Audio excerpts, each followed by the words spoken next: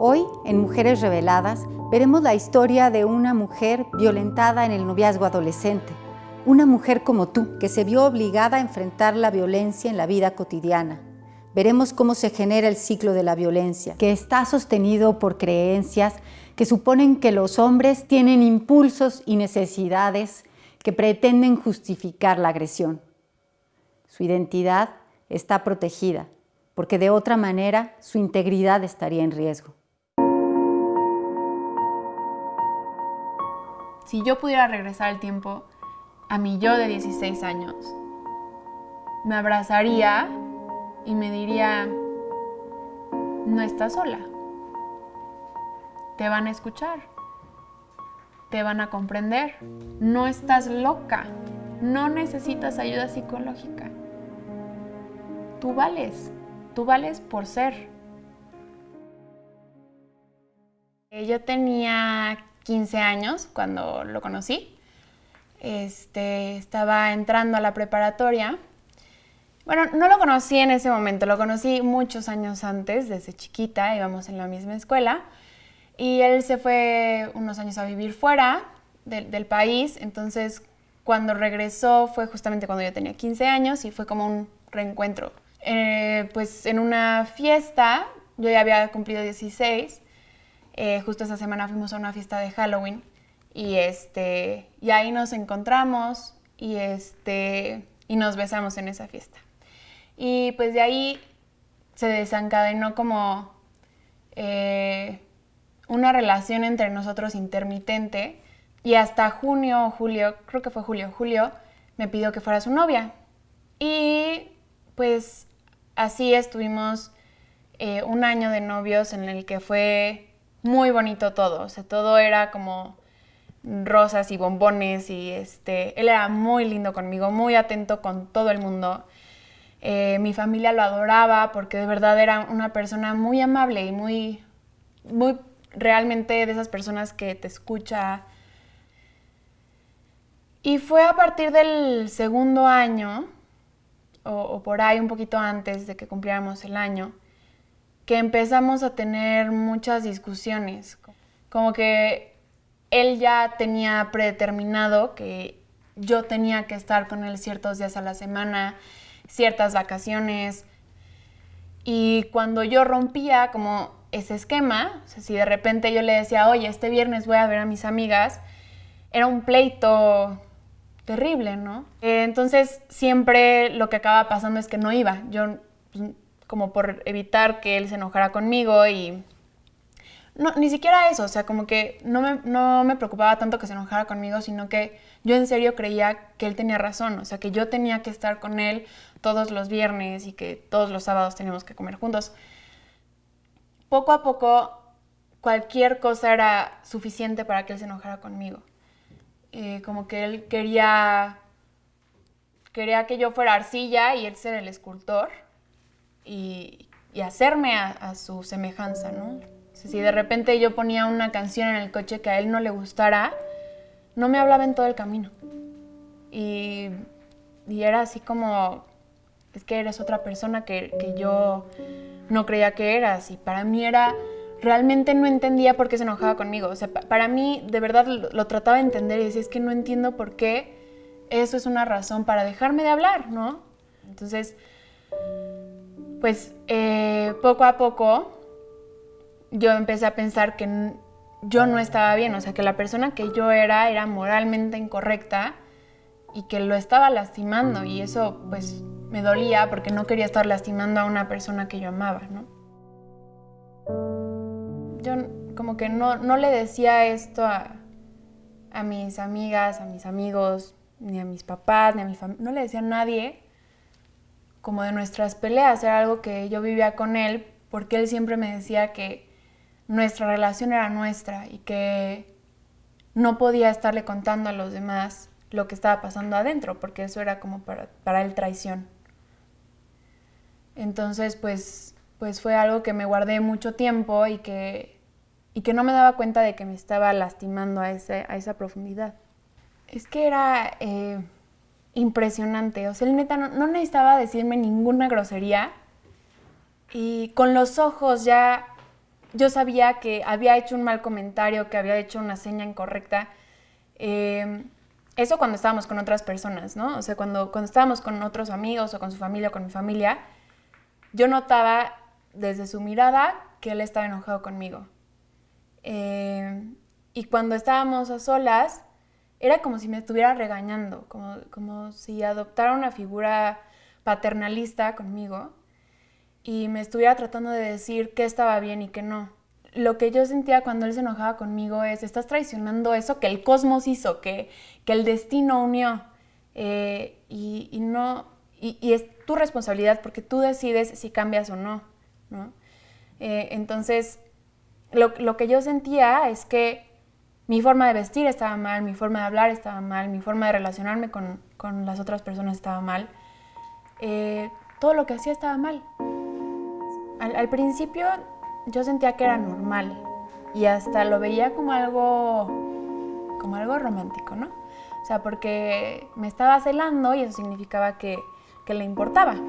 Y yo, o sea, él me había acostumbrado a tan poca atención que eso para mí era así de, me ama, o sea, me ama y por eso lo hace, ¿no? Entonces al principio yo me sentía amada. Pero de repente, y no de repente, no de la noche a la mañana, empezó a subir de tono y de tono y tono, y de repente cuando se enojaba conmigo en el coche por alguna cosa de celos, le podía dar un arrancón al coche, ¿no? Entonces eso a mí me hacía sentir súper insegura, porque yo decía, dependo completamente de él. Muchas veces nos peleábamos en su coche, ¿no? Porque además nos movíamos en su coche. Y para mí eso, si lo viéramos en un libro o algo así, el coche significaría un símbolo para mí completamente, pues, de opresión, ¿no? Porque en ese coche yo no tenía voz, yo no tenía palabra, y lo que yo dijera iba a ser usado en mi contra, ¿no? Y no era como que me podía salir del coche e irme caminando, ¿no?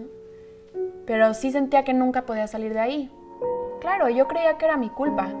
Yo pensaba que él me tratara así era algo que yo había causado, ¿no? Entonces, porque además me lo decía. Era una cosa como de, perdón por hablarte así, yo no hablo así, pero es que me estás haciendo sacar lo peor de mí. Y entonces, para mí era una cosa de culpa de, no solo lo estoy defraudando, no solo lo estoy traicionando, no solo lo estoy lastimando, lo estoy haciendo ser una persona que a él no le gusta ser. Y era un doble discurso todo el tiempo.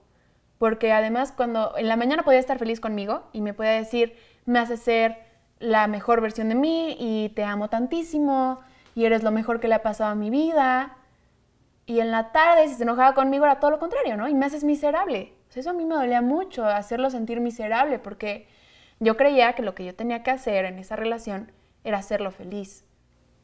Porque además era una persona que había tenido pues dificultades en su adolescencia y que me las había confiado. Y yo quería que él ya no fuera esa persona triste que había sido algún día y que eso fuera gracias a mí. Sí, completamente. Yo sentía que yo era responsable de su estado de ánimo y de su... O sea, de repente nos peleamos en nuestro aniversario, ¿no? Entonces era así como de, arruinaste nuestro aniversario. Y yo de verdad, para mí era una carga muy fuerte. Me daba miedo lo que pudiera hacer, porque además a veces me amenazaba con matarse, ¿no? O sea, era una cuestión de... Si a mí se me ocurría decirle, es que lo que me estás diciendo me está lastimando, me decía, no, pues entonces ya mejor me muero, porque si para ti soy ese ogro que te está lastimando, pues ¿para qué me quieres vivo? Y era así como extrapolar las cosas. Yo no podía decirle, me estás lastimando. Si yo me iba, varias cosas podían pasar. Él se podía hacer daño a sí mismo y yo no quería eso. Yo no quería que se hiciera daño ni que estuviera mal, porque lo había visto como en cuestiones en las que, pues, depresivas. Y era muy feo verlo así, o sea, de no poderse levantar de la cama, ¿no? Y de llorar y llorar y llorar. eran muy intensas sus emociones, lo cual no tiene nada de malo, yo creo, pero no era mi responsabilidad que él estuviera bien, pero eso lo entiendo ahora. Cuando trataba de dejarlo, pues muchas veces era no te vayas. Y me acuerdo que en alguna ocasión, él me trató de dejar a mí y yo respondí con lo mismo. Y yo quería que se terminara. Entonces, pues era imposible dejarlo, imposible. Todo era la familia feliz, el amor para siempre. Nos conocimos a los 16 y tenemos 80 y seguimos juntos, ¿no? Y no solo mi familia nuclear, mis abuelos, mis tíos, todo había sido así. Después de estar con él me di cuenta de que ninguna de esas historias era feliz, que ninguna de esas historias había sido felices para siempre. Pero en ese momento yo creía que tenía que hacerme felices para siempre con él, porque además había perdido mi virginidad con él. Entonces era él o la soledad. Y pues también tenía todas estas otras cosas buenas, no era el malo de la historia, era pues el vato que mi familia amaba, que mis amigas adoraban, que mis amigos adoraban. Bueno, mis amigos no tanto después porque pues los trataba muy mal. Pero nadie sabía, mucho tiempo nadie supo, mucho tiempo mi familia no sabía, mucho tiempo mis amigas no supieron. Fue hasta que de verdad se dieron cuenta de que yo estaba aislada de cualquier contacto social que empezaron a acercarse a mí. Pero yo no lo contaba, porque no quería derrumbar esa imagen que todo el mundo tenía de nosotros. Y no quería que si yo decía esas cosas, o sea, decía, me está tratando mal, me está lastimando, después yo regresar con la cola entre las patas y decir, lo amo con todo mi corazón, porque sabía que lo amaba. Pues yo creo que en su cabeza no era una estructura determinada, o sea, no creo que él lo pensara así como de que él tuviera una lista, ¿no? Porque había veces que tampoco era muy coherente. Me regalaba muchos libros y esos libros siempre seguían una línea amorosa, de amor para siempre. Como que sí había una línea muy marcada para él, que estoy segura de que no planeó, que estoy segura de que no se puso a anotar en una libretita como Psycho, como nos lo pintan en las películas, porque no sucedía así, o sea, en realidad era una cosa que también le habían marcado a él. O sea, él sabía que él tenía que determinar, controlar a su novia, ¿no? Yo ya no era yo, era la novia de mi novio, ¿no? Era como la mochila, ¿no? Así, la mochila de Juanito, yo era la novia de mi novio. Pues yo era como una extensión de él, a la que le tenía que gustar el rock, a la que tenía que gustar la música de antes y los libros de antes y pensar, pero no demasiado. Tenía que pensar como él pensaba, pero no tenía que ser crítica, no tenía que cuestionar. No creo que él lo haya planeado, pero sí había una estructura ahí determinada. De mis amigas mujeres también me distancié un montón. Terminé muchas amistades estando con él, porque él me decía, es que ya no es tu amiga. En realidad solo te está usando y porque te tiene celos, te tiene envidia, porque no es tan bonita como tú, porque no es tan inteligente como tú. Mis amigas eran igual de inteligentes e igual de bonitas que yo, pero él plantaba la semilla de que había una competencia entre nosotras. Entonces, me aisló de todo el mundo en realidad. Yo no le contaba a nadie sobre lo nuestro. Hubo una ocasión en la que tuvo una pelea con uno de mis mejores amigos por defenderme de algo que a mí no me pareció, pero yo no le pedí que me defendiera. Lo amenazó con golpearlo y eso escaló después en una pelea por redes sociales en la que todo el mundo se metió. 3 generaciones arriba, 4 generaciones arriba, se metieron todos los hombres. Una discusión que había iniciado con mi amigo y yo, se metió él, se metieron mis amigos, los amigos de mi amigo, los primos de no sé quién. O sea, era una batalla de hombres al final, de hombres contra hombres, que eso también era terrible. Yo era la excusa por la cual pelearse. Pero en realidad era como una cuestión de demostrar que quién era el más macho, quién era el más fuerte. Y entonces todo esto se ilustró en una fiesta de otra de mis mejores amigas, en las que nada más estaban empujando, ¿no? Y viéndose feo. Ni siquiera se estaban peleando, ni siquiera había golpes, pero era una cosa como de, mi pecho es más grande, yo estoy más alto y tengo más amigos. Y así era toda la vida con él. Sí, yo escuchaba este asunto de, es normal, las parejas se pelean, no te preocupes, van a salir de esta. Lo escuchaba cada vez que hablaba al respecto, ¿no? Que eran contadas veces, pero cuando hablaba al respecto siempre me decían eso. Que todas las parejas tenían problemas y que no me preocupara.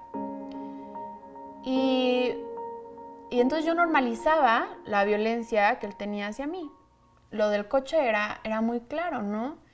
Todas las veces que nos peleábamos en el coche, le iba pegando al volante, iba acelerando, y él sabía perfectamente, era como una cosa de acelero para no gritarte o para no pegarte, le pego al volante para no pegarte a ti. Pero yo, o sea, él sí sabía que me hacía sentir insegura, que me hacía sentir que estaba enojado conmigo y que corría peligro, o sea, y yo genuinamente corría peligro, o sea, podíamos estar en el segundo piso y él acelerando a 130 de un arrancón y que podía chocar con alguien a la mitad de la noche, ¿no?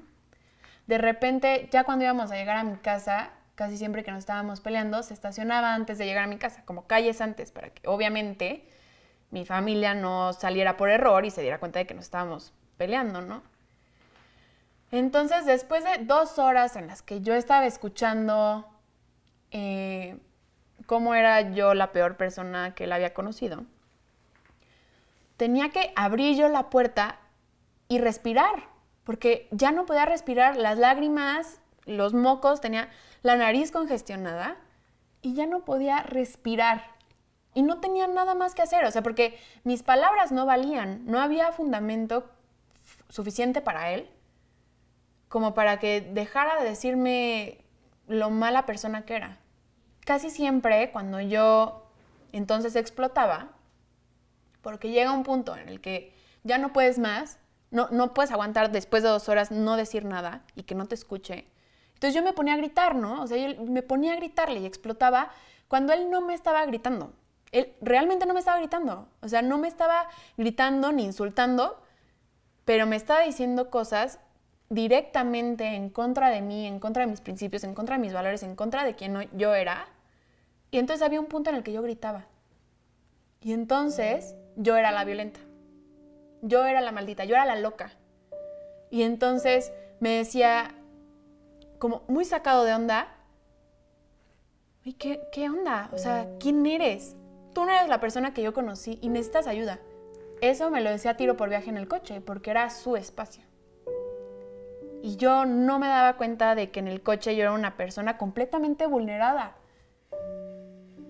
La verdad, no sé cómo me pude salir. O sea, porque yo pensaba que iba a estar ahí toda mi vida. O sea, que no me podía salir y que por más de que lo intentara, ya no iba a poder. Y genuinamente, lo que yo pensaba era, es que si él no me quiere, nadie me va a querer. Nadie me va a querer porque él me ha aguantado todas.